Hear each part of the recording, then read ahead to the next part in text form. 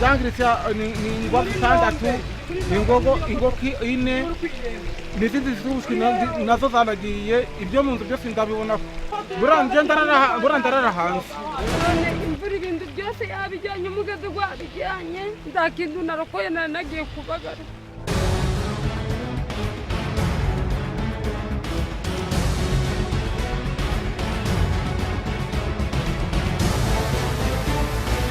Ujya ubuyobozi buradukunda badushishikarije kera ngo tube mu mubande mbega tukumva ko batwanga mvuga ko umuntu wese utuye mu mubande akwiriye kuvamo akajya mu mpinga.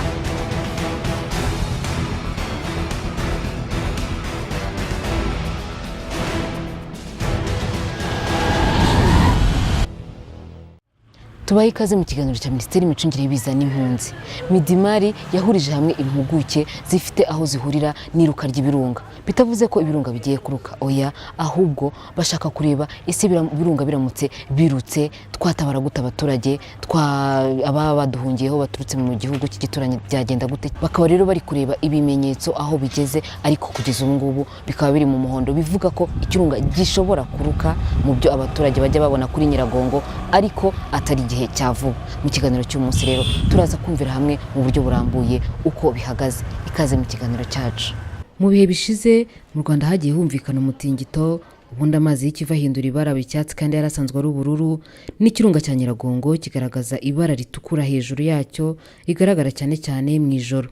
Ibyo rero biri mu byatumye bamwe bagira ubwoba bikanga ko ibirunga bigiye kuruka, nyamara siko bimeze. Midimari yahuye n'itsinda ry'impuguke mu birebana n'ubumenyi bw'isi, abashinzwe umutekano, abashinzwe gutabara ndetse n'abandi bafite aho bahura n'imicungire y'ibiza mu karere ka Rubavu, bakaba basobanura uko ibijyanye n'iruka ry'ibirunga bihagaze ndetse n'ubusobanuro bwa bimwe na bimwe mu byagaragaye, bamwe bakabyita ibimenyetso by'iruka ry'ibirunga. Umuyobozi w'ishami rishinzwe gutabara abahuye n'ibiza muri Midimari aratangira asobanura icyari kigamijwe mu guhura n'impuguke mu bijyanye n'ubumenyi bw'isi. Hashize amezi agera nko kuri 5 tubona ibimenyetso bitandukanye bigaragaza ko hari ibintu biri kubera navuga mu nda y'isi. Ikimenyetso kimwe cyagaragaye ni bijyanye n'ibirunga, ko ikirunga cya Nyiragongo gishobora kuruka kikatugeraho ingaruka. Ikindi kandi mu mezi ashize nabwo hagaragaye ibintu impinduka mu kiyaga cya Kivu. Ikiyaga cya Kivu tuzi ko gikorerwamo ibintu bitandukanye, gicukurwamo gazi metane, gikorerwamo imirimo itandukanye y'uburobyi. Izo mpinduka nazo zabaye tukibaza niba zidashobora kuba dufitanye aho zihuriye n'ibi bijyanye n'imitingito ndetse n'ibirunga. Ikindi ni imitingito, guhera umwaka watangira amaze kuba imitingito irenga 3 kandi byose muzi ko bijyana. Ubwo rero twahuriye hano kugira ngo turebe ibyo byose, tubikorere ubusesenguzi, turebe niba nta kibazo gihari cyatuma twongera uburyo igihugu cyiteguye kurushaho. Hano rero tukaba twahuye inzego zitandukanye ni ukongera ingamba zashyizweho zo kwitegura kugira ngo haramutse hagize ikibaho cyo ingaruka zacyo tubashe guhangana nazo ku buryo busobanutse. Ku bijyanye n'imitingito imaze iminsi iba, ushinzwe ubushakashatsi muri Minisiteri y'Umutungo Kamere avuga ko ku bijyanye n'umutingito hakorwa ubushakashatsi buhoraho cyane cyane mu nkengero z'ibirunga ngo harebwe ko nta ngaruka byagira. Twebwe buri gihe tuba turiho dukora ubushakashatsi ku bishobora kuba byagwirira u Rwanda mu byerekeranye n'ibirunga n'imitingito. Rusizi habayo icyuma kibipima cyitwa seismometer, hakaba ikiri i Kigali, hakaba n'ikiri Musanze, hakaba seismometer ziri hano zikikije ibirunga bya Karisimbi ebyiri, ziturebera yuko nta mitingito ibamwo kuri ibyo birunga.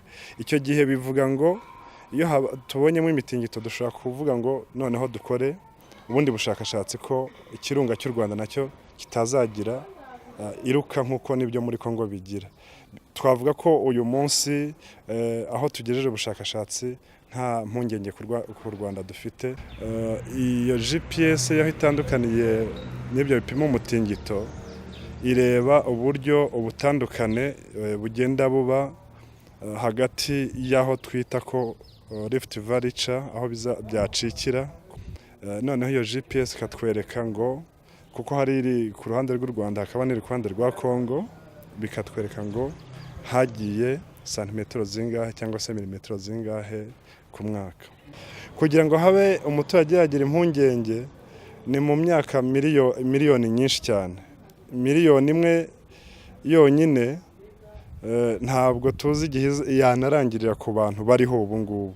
Ni ibintu baba bavuga bizaba mu myaka ya kera cyane irenze amamiliyoni. Rero nta mpungenge bagakwiye kugira. Ku bijyanye n'ibirungaho uhagarariye Croix Rouge mu karere ka Rubavu akaba anakora ubushakashatsi ku bijyanye n'ibiza yavuze ko babikurikirana umunsi ku munsi bafatanije n'ababishinzwe muri Kongo bakaba babona ko nubwo ikirunga cyaruka bitari ibya vuba. Kuri ubu ibirunga guhera mu kwezi kwa munane hari umwobo wavumbutsemo amazuku muri Kreta mu ndiba y'ikirunga hejuru. Uwo mwobo n'uyu munsi uracyamena mu ndiba nini. Rero niyo mpamvu hejuru y'ikirunga mu ijoro hagaragara urumuri rwinshi, ariko ntabwo biraba ikibazo kuko tukiri mu ibara ry'umuhondo, bisobanuye ko iki kirunga gishobora kuruka ariko bitari vuba. Ubwo rero abaturage bakwiye gukomeza imirimo yabo, bakumva ko nta mpungenge bakakwiye kugira kuko amakuru kiramutse cyegereje kuruka twayabaha, noneho inzego zibishinzwe zigafata ibyemezo by'icyakorwa. Imitingito n'iruka ry'ibirunga ni ibintu bibiri bifitanye isano ya bugufi, kimwe gishobora kubanziriza ikindi. Ibi birunga rero ubusanzwe cyane ikirunga cya Nyiragongo nacyo mbere y'uko kiruka ubundi habanza kuboneka umutingito ukinyeganyeza, noneho magma cyangwa se cya gikoma ya mazuku aba mu nda y'isi agashaka inzira ashobora kuba yasohokeramo kuko wa musozi nawe uranyeganyega. Ariko ikirunga, iruka ry'ibirunga ushobora gukora prediction. Iyo umutingito umaze gukubita habaho gukurikirana tukamenya ese ahantu hagiye hasaduka. Iki kirunga cya Nyiragongo nk'uko bizwi gifite imitutu iva mu kirunga yinjira mu mujyi wa Goma ndetse no mu mujyi wa Rubavu. Rero habaho gukurikirana tugapima tukareba wa mutingito wakubise ese ingaruka wagize ni izihe. Twasanga hari ingaruka zigaragara, noneho tugakomeza gukurikirana no gupima kugira ngo turebe niba koko bishobora kuba byatuma ikirunga kiruka. Ariko ibyo byarakozwe, iyi mitingito yabaye nta ngaruka yagize kuri ibi birunga ku buryo byaruka kuri ubu. Mu gukora ubushakashatsi ku iruka ry'ibirunga hari ibigenderwaho. Ibyo nabyo bikaba byareretswe abahuriye muri iyo nama nyunguranabitekerezo, hanarebwa ibimenyetso byaburira abaturage mu gihe byaba bibaye ngombwa.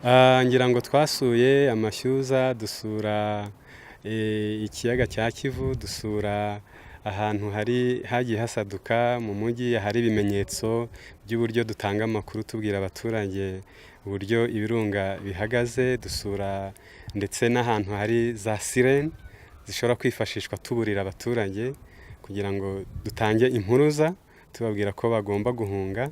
Ibyo byose rero ko ari kugira ngo turebe koko niba n'ibyo bintu bihari, niba bikora, dufatanyije n'abakurikirana ikiyaga cya Kivu, dufatanye n'abashakashatsi batandukanye, abarimu muri kaminuza, kugira ngo ya makuru yose tuyahuze.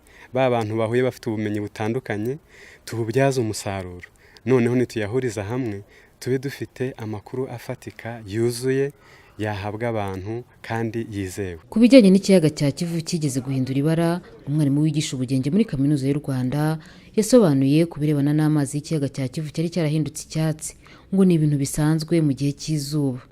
Urabona ko ikivu cyahinduye ibara mu gihe cy'ubushyuhe, gihindura ibara hari amazi menshi aturuka muri Sebeya azana ibinyabuzima.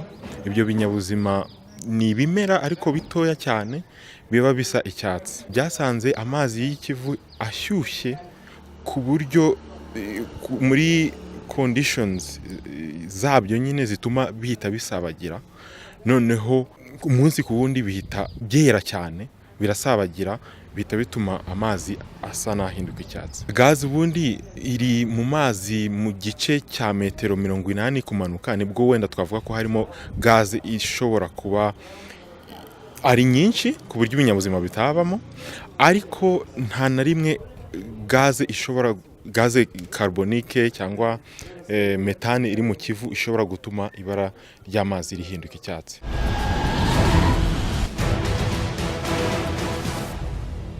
nyuma y'inama nyunguranabitekerezo yahuje Midimari, impuguke ku bijyanye n'iruka ry'ibirunga ndetse n'ubumenyi bw'isi, abashinzwe umutekano no gutabara n'abandi bafite aho bahurira n'imicungire y'ibiza mu karere ka Rubavu, hafashwe ingamba zo kunoza uburyo bwo kubona no gutanga amakuru ajyanye n'iruka ry'ibirunga. Imyanzuro yavuyemo tuzanasangira n'abandi, icya mbere ni ibijyanye no gusangira amakuru.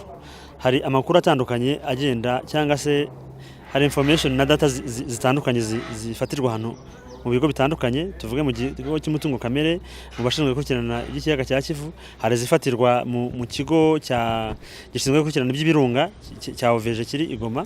Ayo makuru yose agahuzwa ku buryo buhoraho kandi akanasangirwa. Abashobora kuyakoresha bose, abashobora kuyakenera bose bakayabona kandi bakayabonera igihe ku buryo buhoraho. Icyo ni kimwe twarebye. Cya kabiri ni no kongera bwa bushobozi bwo kugira ngo ya makuru aboneke. Hari ibyuma byitwa seismometers ariko twasanze bidahagije. Ikindi twabonye nuko biciye mu nzego zibishinzwe hagomba ko kongerwa ubufatanye n'igihugu cy'abaturanyi, kubera ko ikibazo cy'ibirunga iyo kibaye gishobora guteza ibibazo ku bihugu byombi. N'uburyo bwo gucunga iki kibazo hamwe buteguye neza handi ntibutegurwe neza, cyangwa se hamwe bakaba bari imbere cyane abandi cyangwa se ibyo bamwe bateguye ntibabisangire n'abandi, wasanga mu gihe bibaye n'ubundi bitagize akamaro, kubera ko ikigamijwe ni ukubungabunga ubuzima bw'abaturage batuye muri uyu mujyi wa Rubavu ndetse n'ahahakikije, ariko n'abaturage batuye hakurya hariya bashobora no guhungira hano, cyangwa se abo mu Rwanda nabo bakaba bakwambuka umupaka bajya hariya hirya bitewe n'aho ikirunga cyaba cyarukiye.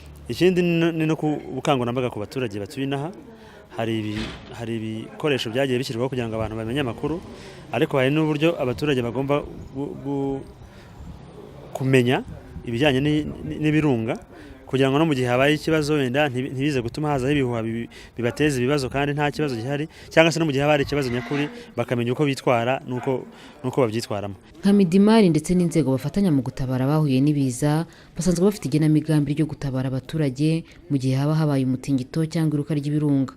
Ngo nyuma y'iyi nama nyunguranabitekerezo bakaba bongeye gusuzuma ubushobozi bwabo bugeze. Ingamba z'ibyakorwa ikirunga kiramutse kirutse zari zisanzwe zihari, zagiyeho mu mwaka wa 2014. Kitwe dukora no gukomeza ni ukongera ingamba zashyizweho zo kwitegura kugira ngo haramutse hagize ikibaho cyo ingaruka zacyo tubashe guhangana nazo ku buryo busobanutse, kubera ko umutingito nta buhanga kugeza ubu buhari bwo kugira ngo abantu bamenye igihe uzabera noneho bagire icyo bakora, ariko mbere yaho tukaba twabwira abaturage imyitwarire itandukanye ndetse na bimwe mu byo bakora kugira ngo bagabanye ingaruka umutingito uramutse ubaye wagira.